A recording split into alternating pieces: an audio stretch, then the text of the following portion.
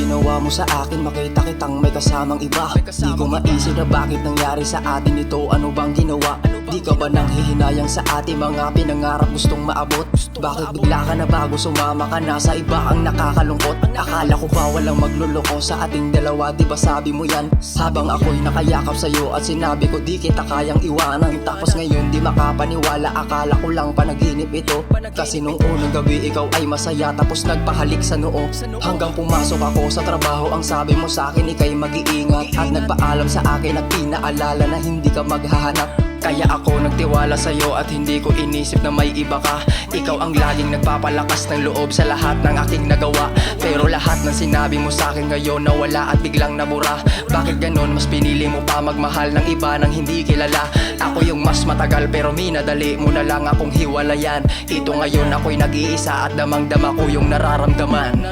Di ko akalain na biglang ikaw ay may ibang minahal.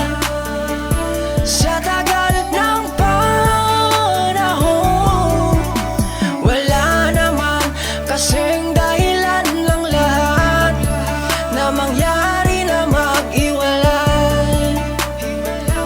Nasasaktan ako. Kahit alam ko mahirap pero manatili pa rin na maging matatag. Dahil ayokong sumuko na lang na walang magawa na hindi matupad. Lagi ko lang iniisip na sana ingatan ka at wag ka sanang lukuhin. Kasi hindi madali na maiwan na gaya sa akin hindi mo kayang sagipin.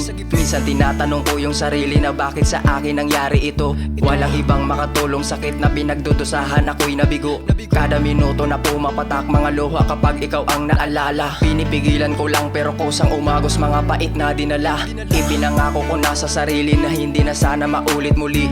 Na mag-iingat palagi, na gusto ko sanang handang tapat na manatili. Pero ayoko na muna umibig ulit, sa ngayon baka magkamali. Sa ginawa mo sa akin hindi mo inisip, bigla ka na lang manakit. Bakit hindi mo sinabi agad na sa akin ikaw pala'y may iba na? Dapat pala matagal ko na sanang alam pero di ka nagsasalita. Pero salamat na lang sa lahat kasi kahit kailan naging parte ako. Ang masasabi ko lang mag-iingat na sana hindi mangyayari sa'yo. Di ko